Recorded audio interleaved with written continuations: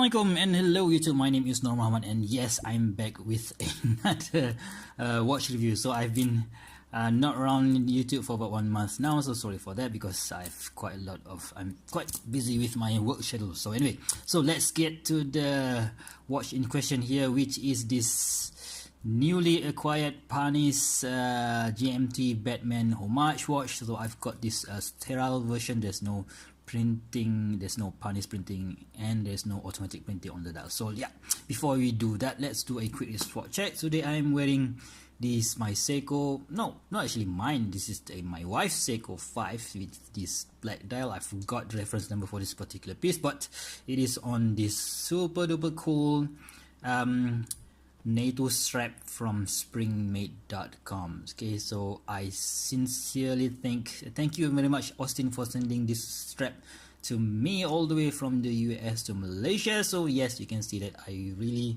love this strap, and yeah, I think it looks cool on this white dial watch. So anyway, I've done a review for this particular straps. Please go ahead and check out my video archives. Okay, so let's get back to the watch in question here. So this is like I mentioned just now, a Parnis. So not everyone is okay with homage watches. For me personally, I am okay with homage watch such as this Parnis. So this is I think the second Parnis that I've ever bought. The first one was the Parnis Yatchmaster. Funny enough, when I was deciding to buy the Parnis Yatchmaster, I did also consider buying this watch, but I didn't get this one because at that time I thought that, you know what, 30 meters water resistant and also a Chinese movement is not really that attractive. But the Parnis Yatchmaster was using a Miyota 8215 and it has 50-meter water resistance. So that was what I thought when I bought that watch, and eventually that watch was sold and I've got myself this one finally. Okay, so what do we have here? Let's talk dimension first. So dimension is this watch is a 40mm in diameter watch. Lug to lug from here to here is about 48mm. Thickness is about 12mm, not including the Cyclops, and the lug width is 20mm. Of course, it features that the new Rolex style super case. So we have this fat lug. Some Rolex purists doesn't really like the fat lugs, but I think after I've had this for about 2 days now, so I think they look awesome, right? So as usual, this is my initial review. I can say that, you know what, overall I think I've got my money well spent, I think so. But anyway, so let's just go to the bad things first, right? So immediately you will notice that this watch is not on its original bracelet. The original bracelet is this Parnis bracelet, and it features this super cool looking oyster bracelet from Parnis. So there are 2 versions of this watch that you can buy in AliExpress or even in eBay. So there are one version is using the oyster style bracelet, and the other version will be using this Jubilee style bracelet. And typically this Jubilee style bracelet will cost maybe 10 to 15 bucks more, right? So I've experienced the Rolex oyster style bracelets before, so I've decided, what the heck, I'm gonna get the version with this Jubilee style, and I found it quite interesting. It matched much better to the style of this watch, but the one that I received have some quality problems. So let me show you what it is.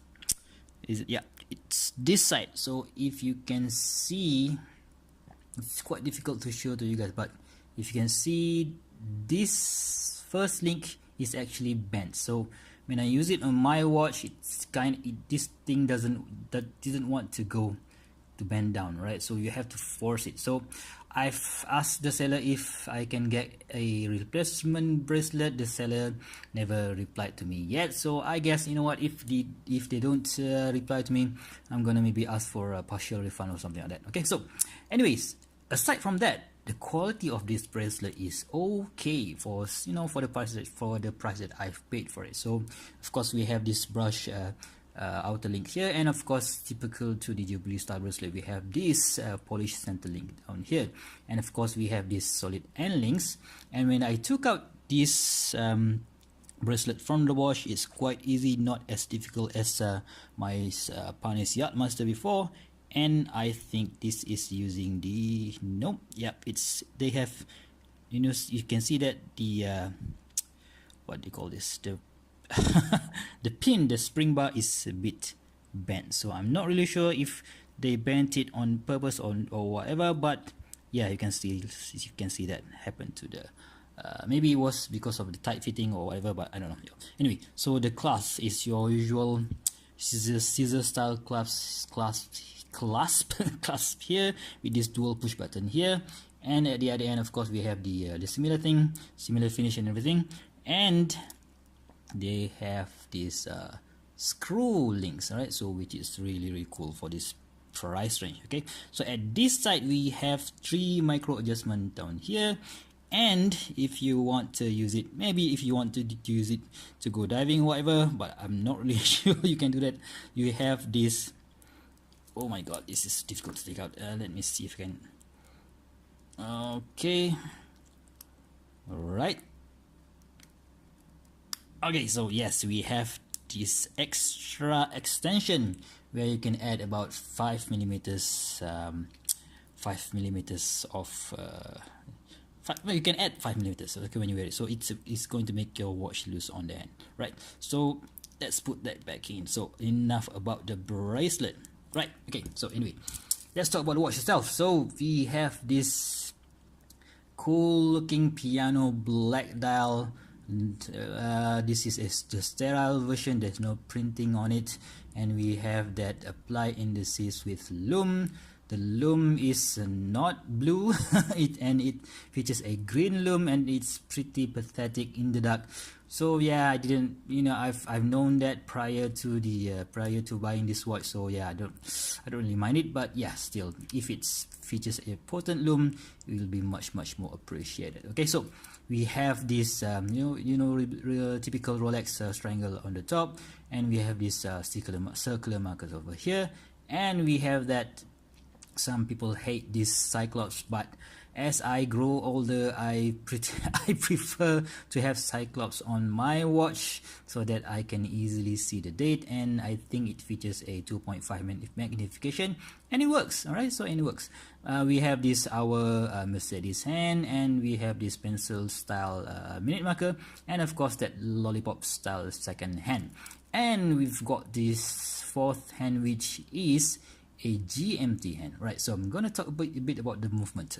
So this watch features I think a Chinese movement. I'm not really sure. I don't think it's seagull. Maybe it's dong. Is it DT or something like that? Somebody please film me tell me the movement number down below. So anyway, so we've got these 4 hands. So I've set it to Japan time, so now we are in Malaysia, we are about 2:15 p.m.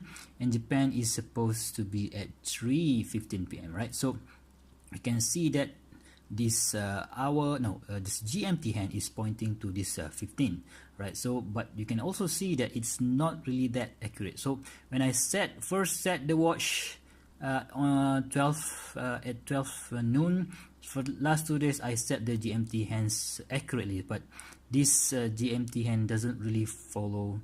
It's not really that accurate. So maybe because the watch is new or whatever, but I'll keep you updated, right? So anyway, the movement itself, right? So I've set this 2 days ago, and surprisingly, it's really accurate. So now it's just being fast for about 1 second, right? 2 days, 1 second fast. How cool is that? Oh man, right? So not enough about the dial and the movement, and we have this very beautiful ceramic bezel. Oh my god, you know what, I don't really think, initially I thought that I'm not gonna like this watch, but when I receive it, when I take a look at that ceramic bezel insert. Wow, that looks so beautiful. It's so shiny. So we have this shiny black on top here, and we have this shiny blue down here. You know what, so this means it's dark, it's nighttime, PM, and this one is for AM, right? So it's really cool. Now I don't know what to tell you guys, but yeah, so we have this bezel. This is a GMT model, but it doesn't follow the original GMT style that was issued by Rolex. It has this 120 click, and the bezel action is smooth, and it's not really perfectly aligned, you know, but yeah, for something that costs less than 80 bucks, so yeah, you can't really complain, right? So what else? The crown. Yeah, the crown is huge. It's easy to manipulate, so you can just hand wind it like so. Let me see if you can hear that the movement sound is not really that smooth, and surprisingly this thing features a hacking second. Boom, how cool is that? Alright, so, and screwing it down is a breeze, so there's no, how to say, gritty feeling whatsoever. So I don't know, it's really nice, right? So yeah, right, so there's no signed crown here. Of course, when you view the case from the side, you can see that it's almost flat. There is a bit of a curve down here, but yeah, not really that much. So typical Rolex style, right? So the good thing is there are no there are no sharp edges on the case, so that's cool. Even on this bracelet, I can't find any sharp edges, so yeah, so that's nice, right? So at the back, yes, typical Rolex style, we have this sterile case back, so there's nothing written here, and all in all, I think this is, you know what, a value for money. Some people will say that no, it's crap or it's fake or whatever, but you know what, I'm not gonna spend 10,000 US dollars to get one of the real thing. But after having this one, I wish I have 10,000 bucks to spend on the real Rolex GMT Batman, right? So man, it's difficult. You know what, 10,000 bucks, you can buy a whole lot of things. You can buy a car, you can spend that money for your child's education. Yeah, so whatever. So I wish I can become a millionaire in 1 or 2 years or whatever. Anyway, so let's get to the wrist. Let's use this one and put it on my wrist, right? And okay, so I have had this on the this is a Slims presidential style bracelet, so you can see that I think this thing looks awesome, right? It's not really that heavy. I forgot to wait. I forgot to use my weighing scale. Let me see if I can take it off and see how is it really that heavy. All right, so let's wait for this thing to fire up. All right, so on this Jubilee style bracelet, it weighs just, let's see, yep, 125 grams. So that contributes a lot to the how to say, the comfort of wearing this watch. So I think all in all, man, it's really hard to beat this watch. I wish it has more water resistant than the 30 meters that it has right now, but after using this for 2 days, I've showered with it. Of course, I didn't swim with it, but still, you can wash your hands, you can go to shower with it, no problem at all. Alright, so what do you think about this Parnis GMT Batman? So I think man, I just love the styling. The one thing that I don't, you know what, I'm not saying that I don't like the blue color, but it's a bit too, what do you call this, blingy. It's a bit too shiny, and it doesn't really match any of the straps that I have right now. So yeah, that kind of sucked because I have to search for alternative straps for it in the future. So I've put it on this spring-made strap, and it looks so cool.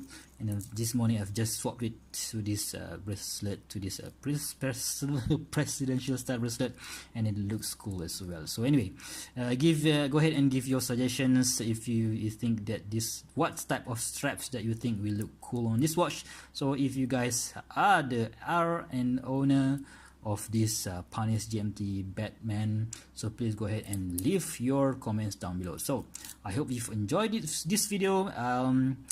If you want to see more future videos such as this, please go ahead and subscribe to my channel, and don't forget to click the notification button below so that you won't miss any of my future videos. Okay, so until next time, I'll see you soon. Bye bye.